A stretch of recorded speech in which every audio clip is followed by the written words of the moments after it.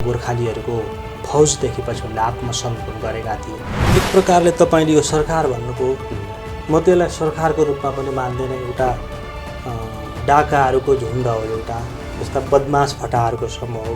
जुन चाहिँ नक्साको विषयमा चाहिँ यसमा भारतसँग वार्ता गरिराख्नुपर्ने कुनै आवश्यकतै छैन। एमसिसी आयो, एमसिसी भारतकै एउटा रणनीतिमा या निर्देशनमा गरिएको छ। नेपालको माध्यम भएर नेपालबाट भारतले अमेरिकालाई सहयोग गरेर चीनलाई घेर्ने रणनीति प्रष्ट गर्यो। गुन्डाहरूले गदाहरूले हिसाब किताब सुन्टेको छैन। यी फटार हुन्, यिनीहरूले महाकाली पनि बेचिदिन्छन्, मेची पनि बेचिदिन्छन्। यस्तै बदमासको कुरै नगरौँ। यो काङ्ग्रेसको जरा चाहिँ सबै कुहिसकेको छ।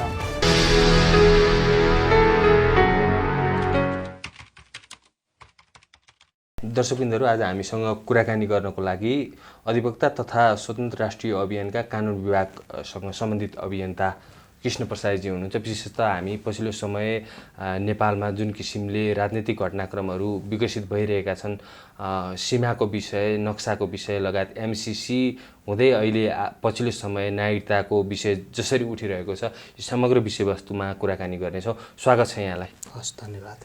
यो जसरी राजनीतिक घटनाक्रमहरू एकपछि अर्को हुँदै विकसित भइरहेका छन् नि, एमसिसीको कुरा छ, त्यसपछि सीमाको विषय आयो, सरकारले नक्सा सार्वजनिक गर्यो। नक्सा सार्वजनिक गरिसकेपछि उत्पन्न जुन परिस्थिति छ, जुन घटनाक्रम विकसित भइरहेको छ, र अहिले पछिल्लो समय आएर यो नागरिकता जसरी विदेशी बुवाहरूलाई चाहिँ 7 वर्ष भइसकेपछि जुन नागरिकता दिने जुन प्रावधान जुन अगाडि आएको छ नि, कसरी हेर्नु भएको छ यहाँले?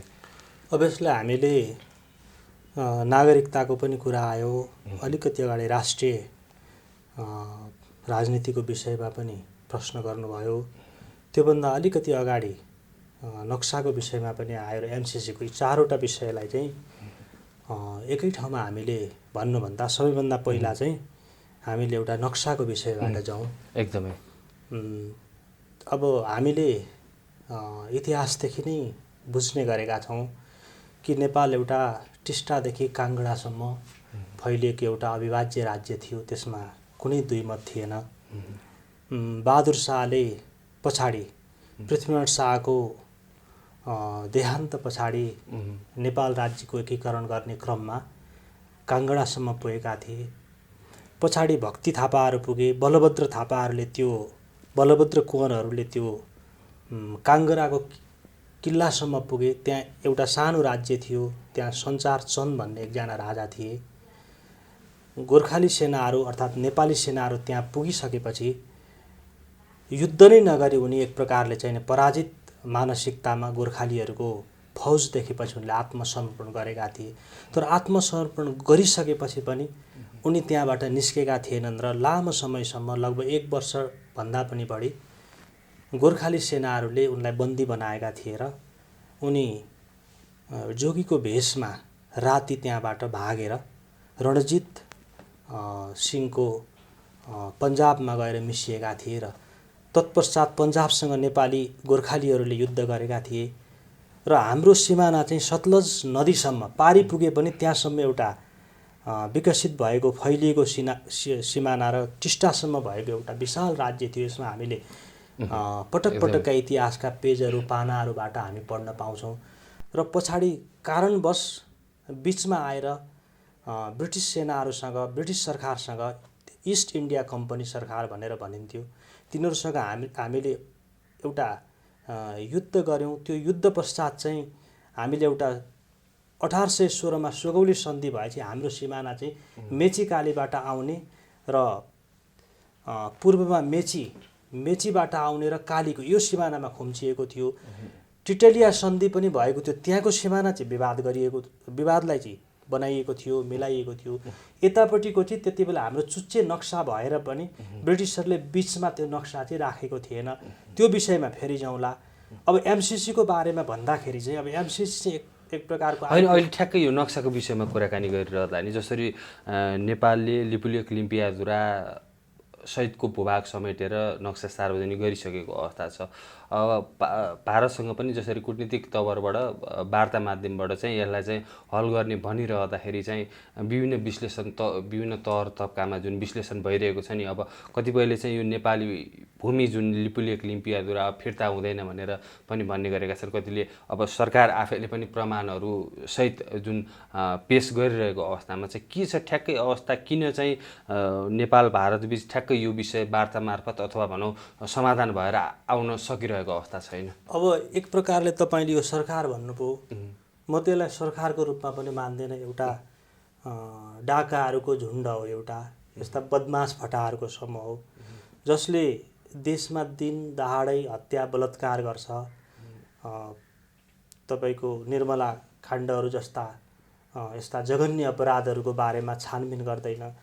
जुन सरकारले आफ्ना भाइ भतिजा बहिनी बुहारी छोरीहरूलाई ठुला ठुला पदमा स्वतन्त्र न्यायपालिकाको अवधारणामा राज्य समाहित हुनुपर्ने त्यहाँ लगेर आफ्ना मान्छे राख्ने, राजदूतहरू गुन्डा फटा चोरहरूलाई लगेर रकम लिएर बनाउने, यो सरकारको त यसको कुनै औचित्यै छैन। यो हामीले मात्रै होइन, विदेशले पनि यिनीहरूलाई मान्दैन। अब यसको कुरा गरेर गरिसाध्य होइन। ठ्याक्कै अहिले पनि जस्तो नेपालसँग जुन सीमा विवादको कुरा भइरहँदा चाइनासँग पनि भारतको त्यही किसिमको सीमा विवाद भयो, त्यहाँ हताहत स्थिति पनि भयो, 20 जना भारतीय सैनिक मरेको भनेर पनि त्यो आइरहँदाखेरि चाहिँ भारत र चीन बीच चाहिँ ठ्याक्कै त्यो बिचमा वार्ता हुन सम्भव हुने, नेपालसँग चाहिँ किन यस सीमा विवादको विषयलाई लिएर अहिलेसँग वार्ता हुन नसक्ने कारण यो भारतको हेपा प्रविधि अथवा कसरी यसलाई म अलिकति पछि जान्छु। सबैभन्दा पहिला चाहिँ हामीले यो जुन अहिले चुच्चे नक्सा यिनीहरूले राखे र चुच्चे नक्सा राखेर यो नेपालले हुनुपर्छ, नेपालकै भूमि हो हुनुपर्छ भनेर यिनीहरूले पास पनि गरे। यो एमसिसीलाई यसलाई डेभिएट गर्ने, यसलाई एमसिसी पारित गर्ने एउटा रणनीतिको रूपमा म मान्छु। यो नक्सा सार्वजनिक गर्नु नै एमसिसी पारित गर्नुको रणनीति हो, त्यसको एउटा आधार हो भन्ने हामीले बुझेका छौँ। र अहिले नागरिकताको विषय पनि त्यही हो। यो नक्सा यिनीहरूले पारित गरिराख्नै पर्दैन। यो ब्रिटिसकै समयमा नक्सा थियो, त्यही नक्सालाई झिकेर प्रमाणित गरे भइहाल्यो। अब रह्यो चिनिया सैनिक र भारतीय सैनिकको विवादको विषयमा छ। त्यसमा भारतका मिडियाहरू संसारमा हामीले हेर्दाखेरि अलिकति रेसिजम भन्छ, अलिकति यिनीहरू अतिवादी छन्। संसारमा सबैभन्दा बढी चाहिँ अब मुस्लिम 1-2 कन्ट्रीहरू छन्, तर भारत चाहिँ दोस्रो छ। त्यस कारणले मिडियाले पनि एउटा इन्स्टिगेसन उत्प्रेरण गराएर यिनीहरूलाई चाहिँ अलिकति समाचारलाई बङ्ग्याएर जान्छ। अब के कति मरे आधिकारिक डाटा त हामीसँग छैन, तिनीहरूले दिएनन्। 20 जना भन्छन्, तर 1000ले 300लाई छेकेर हानेको भन्ने कुराहरू देखिएको छ। जेसुकै भए पनि हामी भारत र चीनको विषयमा युद्ध होस् भन्ने हामी चाहदैनौँ। हामी हाम्रो एउटा स्वतन्त्र अविभाज्य र सार्वभौम राष्ट्र हुनुपर्छ भन्ने हाम्रो माग हो। र चुच्चे नक्साको विषयमा चाहिँ यसमा भारतसँग वार्ता गरिराख्नुपर्ने कुनै आवश्यकतै छैन। यो चुच्चे नक्सा हामीलाई देऊ, हामीले बनायौँ भनेर यसमा खुसियाली मनाउने र भारतसँग वार्ता गरिराख्नुपर्ने कुरै होइन, सन्दर्भै होइन। हाम्रो लिम्पियाधुराबाट पछि हामीले 1950मा एउटा सन्धि पनि भयो। 1816 को सुगौली सन्धिलाई मान्ने हो भने हाम्रो ग्रेटर नेपाल हुन्छ। त्यसमा त्यो 10वटा धारा। ग्रेटर नेपालको पनि अहिले आवाज उठ्न थालेको छ नि, संसदभित्रै पनि आवाज उठिरहेका छन् नि अहिले। ग्रेटर नेपालको विषयमा चाहिँ एक प्रकारले हामीले हाम्रा पुस्ताहरू हामीले ग्रेटर नेपालको अभियानमा हामी लागेका छौँ। तर भारतसँग हामीले अनुनय विनय गरेर नमस्ते गरेर उसले ग्रेटर नेपाल दिने होइन। हामीले त्यसको लागि चाहिँ पटक पटक हामीले के आवाज उठाएका छौँ भने हाम्रो एउटा स्वतन्त्र राष्ट्रिय अभियान अन्तर्गत पनि हामीले 18 वर्षदेखि 25 वर्षसम्मका युवाहरू अनिवार्य सैनिकमा सरकारले नियुक्ति गर्नुपर्छ। शिक्षा र स्वास्थ्य जस्ता विषयमा सरकारको जिम्मेवारी हुनुपर्छ। र यो सरकार वास्तवमा यो एक प्रकारको दलाल भ्रष्टहरूको एउटा चाहिँ नि यो के भन्छ भने मिडियम जस्तो भएर मध्यस्थता गर्ने सरकार भएको कारणले यसबाट हामीले आशा गरेका छैनौँ। तर फेरि आशा नहुँदा त्यहाँभित्र निराशाभित्र पनि एक प्रकारको आशा चाहिँ हामीसँग छ। फेरि त्यो आशा जन्मन्छ, त्यसले हामीले कायम राख्नुपर्छ। अब सिमानाको विषयमा तपाईँले भन्नुभयो, लिम्पियाधुरा लिपुलेकको मात्रै विषय होइन। यहाँ त भारतले त नेपालको 60,000 भन्दा पनि बढी हेक्टर 60,000 हेक्टरभन्दा बढी जमिन मिचेको छ। त्यो जमिन चाहिँ तपाईँको लिम्पियाधुरादेखि ताप्लेजुङसम्म पुगेको छ। 90 ठाउँमा 90 भन्दा बढी ठाउँमा विवाद छ सीमान। त्यो 60,000 हेक्टर भनेको 90,000 बिघा भन्दा बढी 11,58,000 रोपनी भन्दा पनि बढी जग्गा हुन्छ। यो जग्गाको बारेमा सरकारलाई थाहा छैन। एमसिसी आयो, एमसिसी भारतकै एउटा रणनीतिमा या निर्देशनमा गरिएको छ।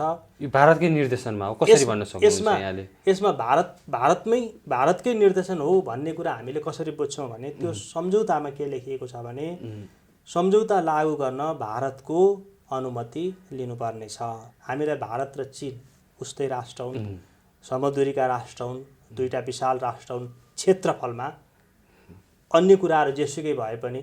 भनेपछि हामीले उत्तरपट्टि एमसिसी लगेर राख्ने र एउटा संसारमा उदयमान भइरहेको एउटा चीन राष्ट्रलाई चाहिँ घेर्ने एउटा अमेरिकाको रणनीतिको आधारमा भारत र चीन लागेको हुँदाखेरि यसमा अरू कसैले गरे, भुटानले गर्यो, इन्डोनेसियाले गर्यो या चाहिँ जापानले गर्यो भन्ने कुरा हामीलाई त्यसमा कुनै पनि विश्वास छैन। र यदि अमेरिकाले नेपाललाई कुनै पनि सहयोग गर्न चाहन्छ भने उसले एमसिसी बिनै सहयोग गरोस्। जस्तै जापान, जर्मनी, इटलीहरू जस्ता राष्ट्रहरू छन् जसले कुनै पनि सन्धि सम्झौता बिनै उनीहरूले हामीलाई सहयोग गरेका छन्।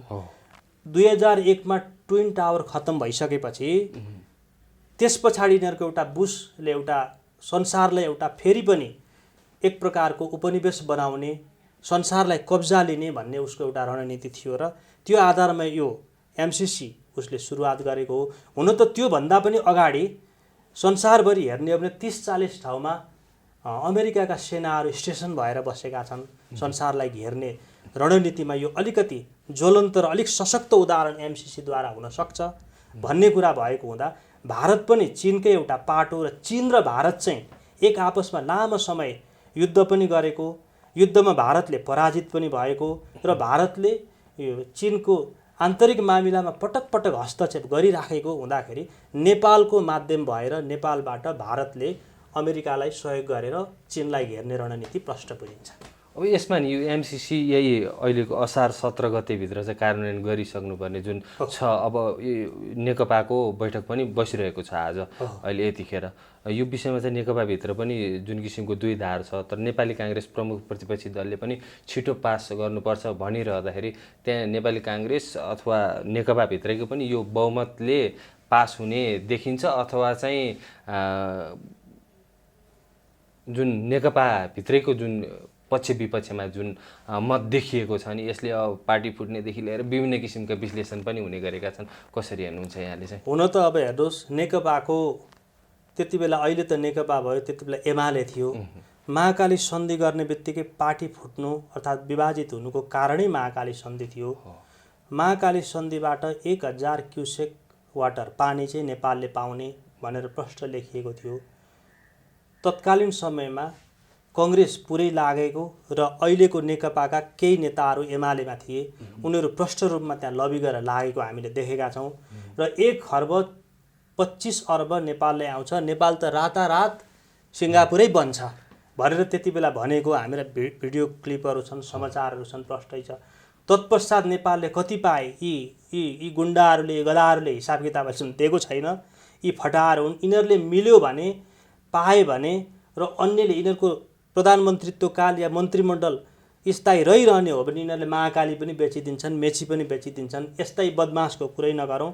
अब रह्यो एमसिसी पास हुने नहुने विषयको सन्दर्भमा नेपाली कङ्ग्रेस त साँच्चै भन्ने हो भने उपेन्द्र यादव लगायतकाले पनि भनिराखेका छन् हिजो अस्ति समाचारमा, भारतमा बिहारमा उनीहरूले सदस्यता लिने, त्यहाँको अध्यक्षता ग्रहण गर्ने, त्यहाँको नागरिकता लिने अनि यहाँको प्रधानमन्त्री बन्ने पनि यस्ता फटाहरू छन्। नेपाली कङ्ग्रेसको जन्म भारतले नै बनाइदिएको हो भनेपछि भारतले जे भन्यो, अहिलेको इन्डियाले जे भन्यो त्यो नेपाली कङ्ग्रेसले मान्छ।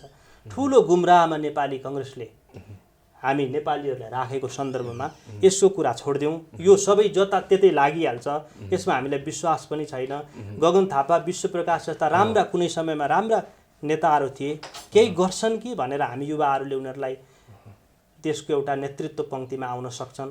राष्ट्रलाई यो काङ्ग्रेसीकरणबाट छुटाएर एउटा स्वतन्त्र अविभाज्य राष्ट्र युएनसम्म पुर्याउने एउटा चाहिँ नि समकक्षीको रूपमा नेपाललाई पुर्याउन सक्छन् कि, अलिकति दिमाग यिनीहरूको छ कि, बुद्धिमानी नै छन् कि भनेर हामीले आशा गरेका छौँ। किन आवाज उठाउन सकिरहेका छन् यिनीहरूले? नसक्नुको कारण के भने पहिलो कुरो के भने काङ्ग्रेस भनेको एउटा रुख हो। त्यो रुख हो, त्यो काङ्ग्रेसको जरा चाहिँ सबै कुहिसकेको छ। अब जरा कुहिसकेपछि त्यो रुखका फलहरू राम्रो हुन्छन् भन्नेमा चाहिँ हामी विश्वस्त रहेनौँ। त्यस कारणले विश्वप्रकाश होस् या गगन थापा होस्, उनीहरूले कुरो उठाउन सक्दैन। हामी पनि काङ्ग्रेसमा गयौँ भने काङ्ग्रेस नेतृत्वको बिचमा बसिसकेपछि हामीले यो देश चाहिँ भारतै हो, अमेरिकाकै यो, खैरेहरूलाई नै दिनुपर्छ भनेर हामी लबी गर्न थाल्छौँ। एउटा कुरो हामी उनीहरूले त्यही लबी गरिरहेका छन् भन्नु खोज्नुभयो तपाईँले? अब पक्कै पनि गगन थापा, विश्वप्रकाश शर्माले यसमा सन्दीपजी, यसमा हामीले कुनै दुविधा हुने, यसलाई विवादित हुनुपर्ने कुनै पनि कारण छैन। यसमा यथेष्ट प्रमाणहरू छन्, धेरै दस्तावेजहरू जस्तो प्रमाणहरू भनिदिनु न। जस्तो एक नम्बरमा अहिले एमसिसीको विषयमा हामीले जो कुरो उठाइराखेका छौँ, त अमेरिका पनि यसमा चाहिँ नि अमेरिकाले फरवर्ड गरेको जो डकुमेन्ट छ त्यो डकुमेन्ट भारत साक्षी हुनुपर्छ भन्नुको अर्थ के थियो? भारतले नेपाल एउटा त्यति बेला तत्कालीन समयमा शान्ति क्षेत्र घोषणा गरिनुपर्छ भनेर भारतले संयुक्त राष्ट्रमा आवाज उठाउँदाखेरि भारतको स्वीकृति चाहिन्थ्यो नि। त्यो एउटा त्यो प्रमाण हो। भुटानबाट भारत हुँदै आएका भुटानी शरणार्थीहरू नेपालमा प्रवेश गरे, तर ती शरणार्थीहरूलाई भुटानमै प्रवेश गराउनु पर्छ भनेर हामी लाग्यौँ, त त्यो भूमिबाट भारतले जान दिएन। यी यस्ता प्रमाणहरू धेरै छन् हामीसँग। त्योभन्दा पनि यथेष्ट प्रमाण कालापानीमा सेना राखेको र 90औं ठाउँमा चाहिँ सुस्ताकादेखि लिएर सुस्ता, खुर्द, लोटन बाँधहरूदेखि लिएर यी समस्त ठाउँहरूमा भारतले सिमाना मिचेको यो छँदैछ। अब आयो खैरेको कुरो। यी हाम्रा यी दलालहरूले खैरेले दिन्छन् र खाउँला भनेर यिनीहरू माग्न बसेका यी भिखारीहरूलाई एउटा कुरो यिनीहरूले के बुझ्नुपर्छ भने अङ्ग्रेजहरूको अन्त्यको अवस्थामा इन्डियाबाट छोडेर जाँदा मुगल अन्तिम राजा बहादुर शाहहरू लगायतका तिनीहरू राजाहरू थिए, तिनीहरूले दारी पाल्थे, दारीमा पनि उनीहरूले कर लाउँथे। भनेपछि यिनीहरूले दिन्छन्, यिनीहरूबाट हामी अगाडि बढ्न सक्छौँ, राज्यको समृद्धि हुन्छ या हामी स्वतन्त्र राज्यको हामीले अधिकारलाई उपयोग गर्न पाउँछौँ भन्ने कुरा एउटा दिवा सपना जस्तो मात्रै हो। यो द्वन्द्व गराउने देशमा जाति युद्ध गराउने, विभिन्न प्रक्रियाबाट प्रवेश गर्ने, टुटफुट गराउने, यस्तै एमसिसी जस्ता हरेक क्रियाकलापहरू नेपालमा ल्याउने, अफगानिस्तान, इरान जस्तो बनाइदिने, नागरिकताका विषयमा त्यस्तै छन्, मान्छेहरू घुसाउने, लडाइँ गराउने, द्वन्द्वमा फसाइदिने, हात हतियार बेच्ने, यति मात्रै यिनीहरू काम। यसमा चाहिँ प्रधानमन्त्री केपी शर्मा ओली अनि नेपाली काङ्ग्रेसका सभापति शेरबहादुर देउवा चाहिँ किन छिट्टै पास गर्नुपर्छ भनेर लागिरहेका छन्? त अघि पनि यहाँले धेरै कुराहरू त उठाउनु भयो। पहिलो कुरा के हो भने आफ्नो राजनीतिक विरासत ढलेर जान्छ भन्ने शर्मा ओलीको डर एउटा त्रास भयो। अर्को कुरो, भारत इन्डियाको स्कुलिङ के हो त काङ्ग्रेसलाई?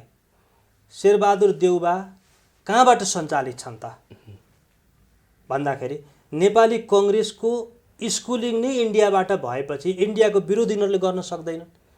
हामीले देखेका छौँ नि, केन्द्रीय स्तरसम्मका नेताहरूले त भारतबाट एम्बेसीबाट तलब बुझेका छन् भन्ने कुरा बुझेका छौँ नि। यिनीहरूलाई जनताले अभिमत दिएर पठाए, बहुमत दिएर पठाए। यिनीहरूले भारतको नाकाबन्दीको विरुद्धमा भारतसँग सँगै टेबल टक गरेर उनीहरूले स्वतन्त्र राष्ट्रको रूपमा नेपाललाई समृद्धिको विकासको बाटोमा लान सक्छन् भन्ने उद्देश्यले हामीले दिएका थियौँ नि त भोट त। तर यसको ठिक विपरीत के भयो भने उनको त त्यो एउटा देखाउने दाँत मात्रै रहेछ। पछिल्लो समयमा त उनका स्टेटमेन्ट त हामीले हेरिसक्यौँ नि। चीनसँग गरेका पटक सम्झौताहरू, गर्न खोजिएका सम्झौताहरूमा पनि उनले आफ्नो सामर्थ्यता देखाउन सकेनन्। देउबा लगायत केपी ओली यिनीहरू सबै इन्डियासँगै यिनीहरू लागेका यसकै एउटा लबीका व्यक्तिहरू हुन्। अब ब्रिटिसहरू भनेको, अमेरिकनहरू भनेको नेपाललाई मात्रै होइन, उनीहरू त विश्वमा कुनै पनि ठाउँमा, अमेरिका पुगेको ठाउँमा काहीँ पनि शान्ति छैन नि त। आज तपाईँ हेर्नुहोस् 1960-62देखि पूर्वी एसियन कन्ट्रीहरू, भियतनाम, लाओस लगायतमा त्यहाँ 60,000 अमेरिकन सैनिक मारिँदाखेरि 10 लाख उनीहरू मारिए। पछाडि 10औं वर्ष पछाडि हड्डी लिएर जानु पर्यो, त्यहाँ ध्वंस बनाए। अफगानिस्तान आज हेर्नुहोस्, अफगानिस्तानमा हामी कति बेला मर्छौँ, कति बेला मार्छौँ ती जनताहरूलाई थाहा छैन। इराकको त्यस्तै हालत बनाइदियो। उता आएर अर्को मोहम्मद कर्नेल कद्दाफीलाई त्यस्तै हालत बनाइदिए यिनीहरूले मिलेर। सिरियामा तपाईँ हेर्नुहोस्, सिरिया एउटा सानो नेपाल जत्रै देश हो, अलिकति ठुलो देश हो, हिमाल पहाड तराई भएको, मरुभूमि शुद्ध भएको एउटा शान्त राष्ट्र थियो। लगभग 3 करोड लगभग 3.5 करोड जति जनसङ्ख्या भएको त्यस्तो राष्ट्रलाई यिनीहरूले पेलेर आज धुलो बनाइदिइसके। त्यस कारणले अमेरिका जहाँ जहाँ पस्यो, ब्रिटिसहरू जहाँ जहाँ पस्यो त्यो देश ध्वंस हुन्छ। त्यसलाई भारतले चाहिँ जताबाट पनि सहयोग गरिराखेकै छ। त्यसो भएको हुँदाखेरि केपी ओली र शेरबहादुर देउबा भनेको यिनीहरूको अब यो मुलुकमा काम छैन, उनीहरू पेन्सन खाएर बस्नुपर्छ, यिनीहरूलाई सुरक्षा दिने होइन, सिमानामा सुरक्षा राख्नुपर्छ सुरक्षाकर्मीहरू, र यिनीहरूलाई एउटा वृद्ध आश्रम बनाएर, अहिले बिरामी पनि छन् बुढाहरू, उनीहरूलाई लगेर पर त्यो ताथली छेउमा एउटा जङ्गलमा एउटा सानो कुटी बनाएर राख्नुपर्छ भन्ने हामी युवाहरूको भनाइ हो। अब अलिकति यो नागरिकताको विषयमा पनि कुराकानी गरौँ। जुन किसिमले जति बेला नेपालमा जुन ठुल्ठुला राजनीतिक परिवर्तन हुन्छन् अनि त्यस लगत्तै फेरि यो नागरिकताको जुन विषयहरू आइरहेको हुन्छ, अहिले पछिल्लो समय जसरी यो नागरिकताको विषयलाई लिएर चाहिँ 7 वर्षपछि मात्रै विदेशी बुहारीलाई चाहिँ नागरिकता दिने जुन राखिएको छ प्रावधान, अब यसमा पनि फेरि पक्ष विपक्षमा बहस हुन थालेको अवस्था छ। काङ्ग्रेसले विरोध गरेको छ, मधेस केन्द्रित दलहरूले विरोध गरेका छन्। यसलाई कसरी हेर्न सकिन्छ? अब यो कस्तो छ भने यहाँको अब यसलाई हाम्रो विचारमा चाहिँ के लाग्छ भने अब यो नागरिकता भन्ने विषय अहिले उठ्ने कुनै विषय पनि थिएन र नक्साको विषय पनि यिनीहरूले गरे, पास गरे, ठिकै छ। यो नक्सा र नागरिकता दुईटा विषय चाहिँ एमसिसीलाई डिरेल गर्ने, एमसिसीलाई नेपालमा लागू गर्ने, त्यो विषयलाई डिरेल गरेर नेपालमा लागू गराउने एउटा षड्यन्त्र हो भन्ने मलाई लाग्छ। अब नागरिकताको विषयमा यति बेला नभए पनि 2 महिना पछाडि या 3 महिना पछाडि यसको विषयमा छलफल गर्दा पनि केही बितेको थिएन। अब एमसिसी त नजिकै आइसक्यो, यिनीहरूले के गर्छन् भनेर हामीले एक प्रकारको त्रास भइराखेको छ। पार्टी फेरि पनि यिनीहरूको चाहिँ एउटा कथित यो नेकपा पार्टी फुट्न सक्ने सम्भावना पनि देखिया छ। अब नागरिकताको विषयमा हेर्दाखेरि संसारमा सार्वभौम मुलुकहरूको आफ्नो आफ्नो स्ट्याटस छ, आफ्नो आफ्नो भनाइ छ, आफ्नो आफ्नो नियम छ। तर यिनीहरूको जे जस्तो नियम छ संसारमा करिब उस्तै देखिन्छ। जस्तो भारतमा नेपालीहरूलाई, नेपाली महिलाहरूलाई भारतमा गएर विवाह गरिसकेपछि 7 वर्ष पछाडि नागरिकता दिने भन्ने एउटा प्रावधान छ। त्यस्तै बङ्गलादेशमा 3 वर्ष बस्ने, भुटानमा बच्चा जन्मिसकेपछि दिने, त्यस्तै गरेर अफगानिस्तान, अन्य देशहरूमा यस्तै विषयमा समयावधि अलिकति लामो छोटो जेसुकै भए पनि यो विषयमा त्यहाँ बहस छ। अब त्यस्तै गरी युरोपका कुराहरू ल्याउँ, अमेरिकाका कुराहरू ल्याउँ, तिनीहरूमा पनि एउटा निश्चित प्रावधान भइसकेपछि 3 वर्ष बसिसकेपछि नागरिकताको लागि अप्लाई गर्ने, त्यसमा एउटा निश्चित योग्यताका विषय भए। जस्तो अस्ट्रेलिया, अमेरिका, क्यानाडा अर्थात् चाहिँ युनाइटेड किङडम जस्ता मुलुकहरूमा नागरिकता प्राप्तिको लागि एउटा सामान्य टेस्ट जो आइएल्ट्स जस्तो, टफल जस्तो टेस्ट, अङ्ग्रेजीको चाहिँ इफिसियन्सी क्षमताको आधारमा पनि केही उनीहरूले प्रावधानहरू राखेका छन्। नेपालमा यो 7 वर्ष दिने 7 वर्ष नदिने यो विषय नै होइन। विवाह गरेर आएका महिलाहरूलाई नागरिकता मात्रै दिएको हुँदैन, नागरिकतादेखि बाहेक अन्य एउटा कार्डले उनले सम्पत्ति आर्जन गर्न पाउँछन्, सांस्कृतिक अधिकार पाउँछन्, सम्पूर्ण अधिकारहरू पाउँछन्। यो विवादित विषय होइन। विवादित विषय के हो भने 46 सालमा जन्मको आधारमा जुन नागरिकता, यहाँ अहिले प्रश्न उठ्ने गरेको छ नि, अब भोलिपल्टै अथवा विवाह गरेको केही महिनामै विदेश जान पर्यो भने 7 वर्षसम्म विदेशै नजाने, राजधानी नपाउने भन्ने जुन प्रश्न उठेको छ नि अहिले मुख्य गरी होइन। त्यसमा एउटा होइन, मैले भनिसकेँ यो 7 वर्ष राख्ने 7 वर्ष नराख्ने यो विषय होइन।